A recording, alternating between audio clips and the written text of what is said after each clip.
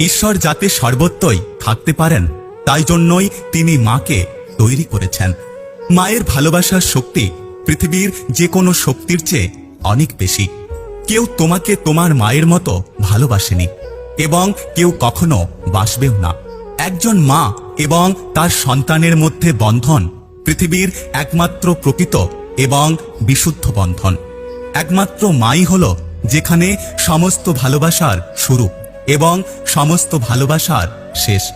আপনার সমস্ত গল্পের পিছনে আপনার মায়ের গল্প থাকে, কারণ তার থেকে আপনার শুরু হয়। মায়েরা অল্প সময়ের জন্য তাদের সন্তানদের হাত ধরে রাখে, কিন্তু তাদের হৃদয় চিরকালের জন্য। এই পৃথিবীতে কেউ একটা মেয়েকে তার মায়ের চেয়ে বেশি ভালোবাসতে পারে না। যার মা আছে সে কখনো গরিব হয় না। একজন মহিলা কোনো পুরুষকে শিক্ষিত করতে সক্ষম নয়, কিন্তু সে তার ছেলেকে একজন সত্যিকারের মানুষ হিসেবে গড়ে তুলতে পারে। প্রতিটি বিখ্যাত এবং প্রভাবশালী ব্যক্তির পিছনে একটি শক্তি থাকে, এবং অনেক ক্ষেত্রে সেই শক্তি হল মায়ের অবিরাম ভালোবাসা। মা এই পৃথিবীর সবচেয়ে সুন্দর শব্দ। একটি ছেলের সেরা বন্ধু হল তার মা। একজন ছেলের বয়স কত বা সে কত শক্তিশালী সেটা বড় কথা নয়, সে তার মায়ের কাছে সবসময় ছোট হয়ে থাকে। একজন ছেলের প্রতি মায়ের ভালোবাসার মধ্যে একটি স্নেহময় কোমলতা রয়েছে, যা হৃদয়ের অন্য সমস্ত স্নেহকে অতিক্রম করে। কোনো পুরুষই তার পেছনে একজন ভালো মহিলা ছাড়া সফল হয় না। একজন মায়ের ভালোবাসা তার ছেলেকে আরো বেশি শক্তিশালী করে তোলে। মারা কখনোই অবসর নেয় না, তার সন্তানের বয়স যতই হোক না কেন। তিনি সর্বদাই একজন মা, সর্বদাই তার সন্তানের খেয়াল রাখেন। মাই একমাত্র ব্যক্তি যিনি ভয়কে সুখে পরিণত করতে পারেন। একজন ভালো মা 100 জন শিক্ষকের সমান। সত্য হলো, আমাদের বয়স যতই হোক না কেন, যতদিন আমাদের মা বেঁচে আছেন ততদিন আমরা মাকেই চাই। একজন মায়ের ভালোবাসাই সবকিছু। এটি একটি শিশুকে পৃথিবীতে নিয়ে আসে। যখন একজন মা তার সন্তানকে বিপদে দেখেন, তখন সে তার সমস্ত জোর লাগিয়ে দেন। মা হলেন পৃথিবীর সবচেয়ে দামি জিনিস, যার সাথে কোনো কিছুর তুলনা করা যায় না। তাই মাকে সবসময় ভালোবাসুন। পৃথিবীর সমস্ত সুখ নিজের মায়ের চরণে দেওয়ার চেষ্টা করুন। নিজের জীবনটাকে নিজের মায়ের জন্য উৎসর্গ করুন, কারণ আপনার মায়ের জন্যই আপনি এই পৃথিবীতে এসেছেন। জীবনে সুখে থাকার দুটো উপায় আছে। এক, ভুলে যাও তাকে যাকে তুমি ক্ষমা করতে পারবে না। 2, ক্ষমা করে দাও তাকে যাকে তুমি ভুলতে পারবে না। জীবনে 5টি অভ্যাস আজই ত্যাগ করুন। 1, অন্যের দয়া কামনা করা। 2, পরিবর্তনকে ভয় করা। 3, অতীত নিয়ে পড়ে থাকা। 4, নিজেকে ছোট মনে করা। এবং 5, অতিরিক্ত চিন্তা করা। কারোর কাছে অপ্রয়োজনে নিজেকে প্রমাণ করার প্রয়োজন নেই। বরং কেউ যদি তোমাকে খারাপ ভেবে খুশি হয়, তবে তাকে সন্তুষ্ট থাকতে দাও। শেয়াল অনেক চালাক হওয়া সত্ত্বেও মানুষ কিন্তু কুকুর পোষে, কারণ সঙ্গী হিসেবে চালাকের থেকেও বিশ্বস্ততা বেশি প্রয়োজন।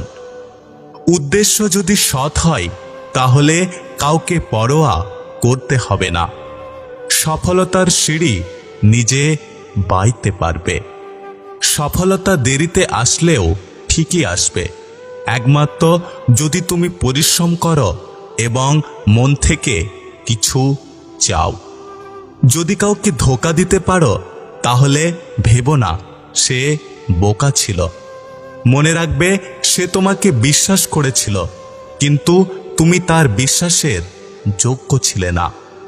যে যা খুশি বলুক না কেন, নিজেকে শান্ত রাখো, কারণ রোদ যতই চড়া হোক না কেন, তা সমুদ্রকে কখনোই শুকিয়ে দিতে পারে না। সবাই বলে বেশি হাসলে নাকি কপালে দুঃখ আসে, তাহলে বেশি কাঁদলে জীবনে সুখ আসে না কেন? সমস্ত ঝড় আপনার জীবন নষ্ট করতে আসে না, কিছু কিছু আপনার পথ পরিষ্কার করার জন্য আসতে পারে। মানুষ দুটো ক্ষেত্রে বড্ড অসহায়। দুঃখকে বিক্রি করতে পারে না, আর সুখকে কিনতে পারে না।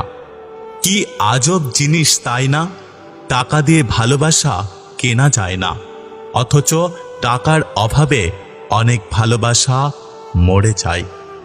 সফল ব্যক্তিদের মনের মধ্যে ভয় থাকে, সফল ব্যক্তিদের মনে সন্দেহ থাকে, এবং সফল ব্যক্তিদের চিন্তাও থাকে। কিন্তু তারা তাদের এইসব অনুভূতিকে নিজের ওপরে চেপে বসতে দেয় না। সময়ের সাথে সাথে যদি কোনো সম্পর্ক পাল্টে যায়, তাহলে ভেবে নেবেন সেই সম্পর্কে কখনোই ভালোবাসা ছিল না। যেটা ছিল সেটা হলো প্রয়োজন। ধনী আর গরিবের মধ্যে একটাই পার্থক্য, ধনীরা খাবার হজম করার জন্য দৌড়ায়, আর গরিবরা খাবার জোগাড় করার জন্য দৌড়ায়। নিজেকে নিজেই টেনে তুলতে হবে, কেউ আসবে না ভরসা হতে। যদিও কেউ আসে, তবে হয় তোমাকে ভেঙে দেবে, না হয় দুর্বল করে দেবে। সেই কারণে নিজের কাজ নিজেই করুন। অন্যদের তুলনায় সফলতা যদি দেরি করে আসে, তবুও নিরাশ হয়ো না। কারণ ছোট বাড়ি তাড়াতাড়ি তৈরি হয়, কিন্তু প্রাসাদ তৈরি হতে একটু সময় লাগে। মানুষ তখনই অহংকার করতে শুরু করে দেয়, যখন সে তার যোগ্যতার চেয়ে বেশি কিছু পেয়ে যায়। লোকে কি বলবে সেটা না ভেবে নিজে কি করব বা কি করছি সেটাতে মনোনিবেশ করলে দেখবেন নিজের জীবনের পথে অনেকটা দ্রুত এগিয়ে যাবেন। আর তখন ওই লোকে কি বলবে কথাটা শুধু একটা তুচ্ছ বিষয় হয়ে রয়ে যাবে।